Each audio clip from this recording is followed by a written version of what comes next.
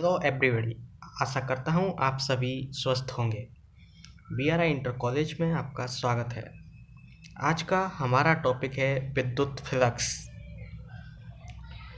तो बात करते हैं विद्युत फ्लक्स की। सबसे पहले हम ये जान लेते हैं कि विद्युत फ्लक्स का क्वेश्चन हमारे पेपर में किस प्रकार आता है। विद्युत फ्लक्स का क्वेश्चन कुछ इस प्रकार आता है, विद्युत फ्लक्स किसे कहते हैं तथा इसके प्रकार लिखिए। अब हम जान लेते हैं विद्युत फ्लक्स किसे कहते हैं। विद्युत फ्लक्स की परिभाषा क्या होती है? विद्युत फ्लक्स की परिभाषा है विद्युत क्षेत्र में किसी पृष्ठ के अभिलंबवत मतलब परपेंडिकुलर 90 डिग्री का कोण बनाते हुए गुजरने वाली कुल विद्युत बल रेखाओं की संख्या को विद्युत फ्लक्स कहते हैं। जो भी एक पृष्ठ से, जैसे कि हम चित्र से समझते हैं, ये हमारा विद्युत क्षेत्र है। विद्युत क्षेत्र आने जा रही हैं, इसमें हमने एक पृष्ठ रखा, ये हमारा एक पृष्ठ है।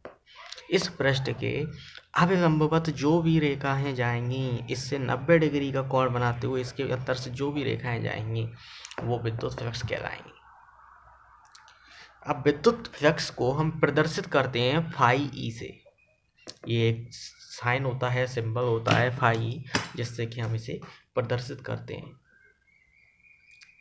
फाई ई बराबर ई विद्युत क्षेत्र कितना है, एक समान विद्युत क्षेत्र जो भी होता है ई, ए यहाँ पे क्या होता है, हमारा पृष्ठ का क्षेत्रफल। अब हम बीच में डॉट प्रोडक्ट है, डॉट प्रोडक्ट का मतलब हो जाता है ए ई कॉस थीटा। यहाँ तक हम समझिए। अब हम इसे थोड़ा सा उच्च स्तर से और समझ लेते हैं, क्योंकि कभी कभी कंपटीशन एग्जाम में थोड़ा उच्च स्तर का आ जाता है। ये हमारा नॉर्मल बेसिक सी चीज़ें हो गई। अब हम बात करते हैं, अगर हमारा नॉन यूनिफॉर्म एरिया हो या नॉन यूनिफॉर्म एक क्षेत्रफल दे दिया जाए। नॉन यूनिफॉर्म क्षेत्रफल का मतलब होता है एक समान क्षेत्रफल ना हो, जिसमें जैसे कि हमारा कोई भी क्षेत्रफल हो, जैसे कि कोई भी है हमारा, जैसे ये कुछ भी हो, ये जो कि एक समान ना हो, जिसका एरिया निकालना थोड़ा कठिन हो जाए, एक नॉन यूनिफॉर्म क्षेत्रफल हो गया। जैसे हमारा ये है, इसके अंदर से हमारी ये विद्युत बल रेखाएं जा रही हैं। अब इसमें हमें विद्युत फ्लक्स निकालना होगा, तो हम इसमें कैसे निकालेंगे? सबसे पहले हम इसमें एक छोटा सा एरिया मानते हैं डी ए। इस एरिया का हम क्षेत्रफल आराम से निकाल सकते हैं। हमने इस छोटे से एरिया को डी ए मान लिया। अब डी ए ये सीधी बल रेखा जा रही है, ये सीधी बल रेखा जा रही है ई।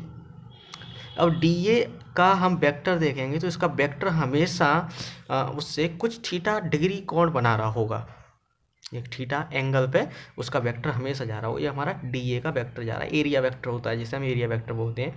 इससे थीटा डिग्री का कोण बना रहा है। अब हम बात करते हैं, हमने एक छोटा सा वेक्टर माना डी ए, जिससे हम एरिया लेते हैं।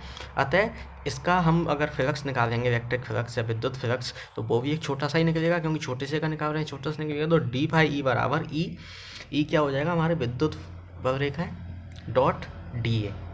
डी हमने एक छोटा सा एरिया माना, वो ये फॉर्मूले से हमने इस वाले से निकाला। अब इसको अगर हम इसे इंटीग्रल करते हैं, इंटीग्रल का हिंदी में कहते हैं समाकलन करते हैं, तो समाकलन करने से हमें प्राप्त होता है फाई ई प्राप्त हो जाएगा। हमें पूरा समाकलन करने का मतलब ही होता है छोटी छोटी चीज़ों को जोड़ जोड़ के बड़ा करना। तो फाई ई बराबर हमने डी फाई ई का इंटीग्रल कर दिया E dot D A. Phi बराबर E dot D A cos theta, phi E होगा, सॉरी यहाँ पर फाई ई बराबर E dot D A cos theta. अगर ई हमारा समान रहता है, ये तो हम जानते हैं कांस्टेंट का हम कभी भी समाकलन नहीं कर पाते, तो ई हमेशा विद्युत क्षेत्र एक समान विद्युत क्षेत्र रहेगा, तो वो हमारा समान रहेगा। तो हमने ई बाहर निकाल दिया, डी ए कॉस थीटा कर दिया। इसमें ये जो चिन्ह दिख रहा है, इस चिन्ह को कहते हैं पृष्ठ समाकलन। पृष्ठ समाकलन का मतलब हो जाता है पूरे पृष्ठ का जो भी समाकलन करते हैं। ये हमारा निकल के आ गया यहाँ तक। अब हम बात करते हैं ये कितने प्रकार का होता है। विद्युत फ्लक्स दो प्रकार का होता है। विद्युत फ्लक्स एक होता है धनात्मक विद्युत फ्लक्स, एक होता है ऋणात्मक विद्युत फ्लक्स। तो हम बात कर लेते हैं भाई दोनों फ्लक्स होते क्या हैं, ये भी हम जान लेते हैं। तो धनात्मक विद्युत फ्लक्स के अंदर जब विद्युत बल रेखाएं पृष्ठ से बाहर की ओर जाती हैं, तो हम इसे धनात्मक विद्युत फ्लक्स कहते हैं। पृष्ठ से बाहर की ओर जा रही हैं। जैसे कि हमारा कोई सपोज कर लेते हैं हम, ये हमारा एक पृष्ठ है, ये हमारा पृष्ठ है। इस पृष्ठ से जब विद्युत बल रेखाएं ऐसे बाहर की ओर जाएंगी, ऐसे, तो ये हमारा धनात्मक हो गया, ये हमारा धनात्मक हो गया। अब बात कर लेते हैं ऋणात्मक की। जब विद्युत बल रेखाएं पृष्ठ से अंदर की ओर जाती हैं, जैसे कि ये है, अब ये बाहर जा रही थी तो अब इसके अंदर जो आ रही होंगी, ये हमारी ऋणात्मक हो गया।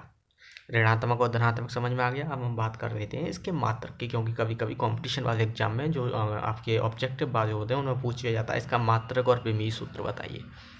तो मात्रक हमें याद करना पड़ेगा। मात्रक कब होता है इसका, newton into metre square upon coulomb. इसका विमीय सूत्र होता है mL3 A-1T-3। विमीय सूत्र हमने कक्षा 11वीं में निकालना सीखा है, सभी के विमीय सूत्र हम वहाँ से निकाल सकते हैं। इतना हमारा हो गया। अब लगता है हमें समझ में आ गया है। अब एक क्वेश्चन कर लेते हैं इसके ऊपर। तो इसके ऊपर क्वेश्चन करने का नंबर आता है, तो सबसे पहले एक क्वेश्चन लेते हैं।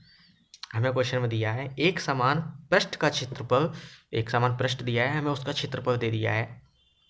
यह एक समान विद्युत क्षेत्र में, एक समान विद्युत क्षेत्र में स्थित है, यानी कि रखा हुआ है। पृष्ठ से निकलने वाले विद्युत फ्लक्स की गणना करो यदि पृष्ठ के तल से 60 डिग्री कोण बना रहा हो। पृष्ठ तल से, जैसे कि ये पृष्ठ है, ये तल से 60 डिग्री कोण पर जा रहा हो तो हमें इसका वो निकाल देते हैं। हमें दिया हुआ है ए हमें दे दिया इसने, ई हमें दे दिया, हमें सूत्र में चाहिए ये होता है। यहाँ पे सूत्र हमें दिया, उसने समतल पृष्ठ दिया है, इसीलिए हमें इसका एरिया पता होता है। तो फाई बराबर E dot D A, phi बराबर A E cos theta, phi बराबर हमने यहाँ पे ए की वैल्यू रख दी, यहाँ पे ए की वैल्यू रख दी, वो कॉस थीटा की जगह पे 60 रख दिया। हमने वैल्यू रख के हमारा ये कैलकुलेशन करके यहाँ पे निकल आया, ये हमारा मात्रक हो गया। हर्ष, धन्यवाद दोस्तों।